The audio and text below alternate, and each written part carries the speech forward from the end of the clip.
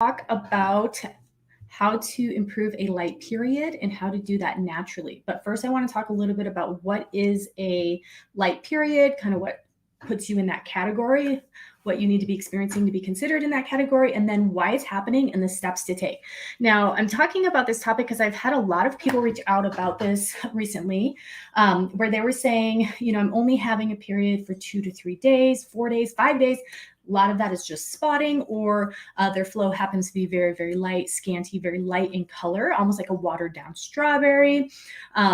Maybe the period's only a day long, 2 days long, those types of things. So that's what I mean by a light period and a light flow.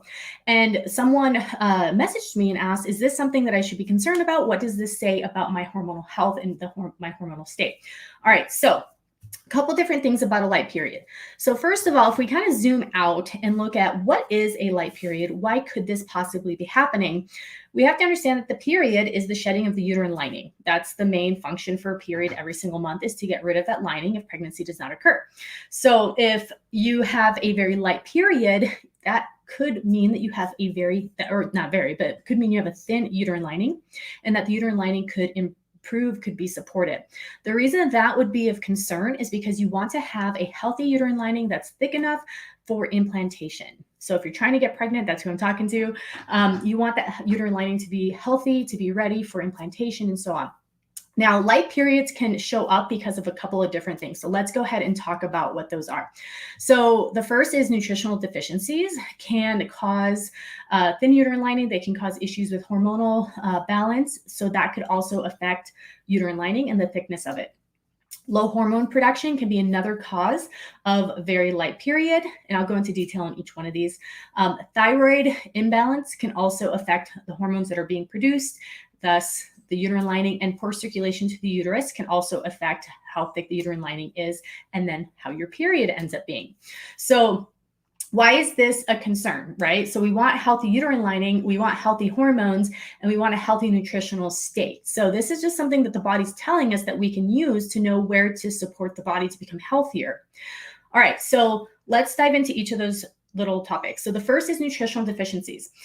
So the thing with nutritional deficiencies is we are starving for nutrients. Our food production, the processing of foods, a lot of the types of foods we are eating, we are not getting the nutrients we need. We have so much food, we have an abundance of access to food, but we aren't getting the nutrients. So the nutrients when it comes to healthy uterine lining, a healthy period, is we want things that help to build up blood and build up the system, as well as foods that help to support hormone production. So iron, protein, minerals, healthy fats, those are all going to be really important for healthy uterine lining. They're going to be very, very important for hormone production. So making sure that you're getting the nutrients that you need. Now, a side note about this is I feel a lot of people when I speak with them are like, oh, yeah, I eat healthy. Yeah, I'm getting iron foods, I'm getting protein. But when I ask the specific amount that they're getting, they don't know. And so I'm not saying that you need to do this every day, but tracking your food for a day or two to actually see where you're at with your iron levels, your protein levels, your minerals, your essential fatty acids can be really, really insightful. So you would just use a free app such as Chronometer, and you would type in your food for the day, and it will break down the nutritional breakdown of the food that you've eaten for the day. So that's number one, is knowing where you're at.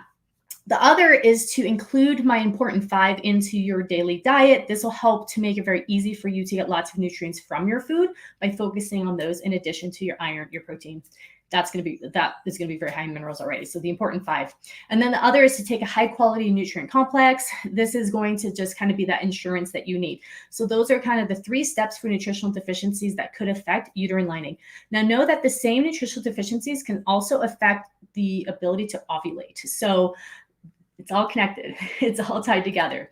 All right, so low hormone production, that could be another cause of a very light period. So low hormone production, how this affects uterine lining is that the beginning part of the cycle, estrogen is higher because what it does is it stimulates growth. It's helping to mature the follicles that are getting ready for ovulation, right? It also helps to stimulate the growth of the uterine lining.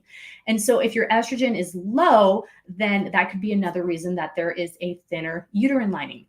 Could also be a reason ovulation is not occurring because the follicles didn't mature. So there's a lot of things at play that happen during the monthly cycle, but if you're having low hormones, then this could definitely play a factor. So a couple different things about that. You could start fertility charting to know where your hormones are at, the length of that first half of your cycle. For some women with really light periods, that first half, the follicular phase, is shorter than like 12 days, 14 days. Some women I speak to, it's 7 or 8 days that are experiencing this. So that'll give insight to, oh, it could be low estrogen. The other thing you can do is you can also support your whole monthly cycle and the hormones during each phase with something called drop cycle method. This is the method that I use when I work with women to help support healthy estrogen production at the beginning part of the cycle and healthy progesterone production at the second half of the cycle. So there's this pattern that is happening with proper hormone production during each part of the month. So hormone production, very important. There's a lot of factors that go into that. That's kind of a simple overview. The next is thyroid imbalance. This is something that I run into so often, even if people's tests come back fine, because that's all going to be subjective to what number your doctor is fine with. But if you are experiencing hypothyroid or thyroid imbalance symptoms, this is something worth taking care of because it can play a big role in actual hormone production. So a couple of the steps before hormones are being produced by the body, thyroid can have an impact on that. It also can have an impact on early pregnancy. So it's important to know where your thyroid is at. Now, a quick kind of at-home little test obviously does not replace, working on the thyroid.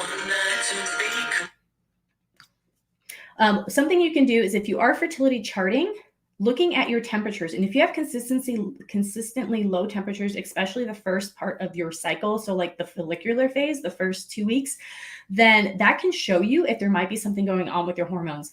The reason is with your thyroid. The reason is the thyroid is responsible for regulating the body temperature. So if you have a consistently low body temperature, this is something to look at, would be thyroid support. Also, if you're experiencing stress on a consistent basis, this can definitely affect your period because the body will divert the ingredients to make hormones to make stress hormones instead of your reproductive or your sexual hormones. So if you're under a lot of stress, that's something that can affect this as well. The adrenals are being taxed, depletion begins to occur. You can kind of see the whole picture that's happening.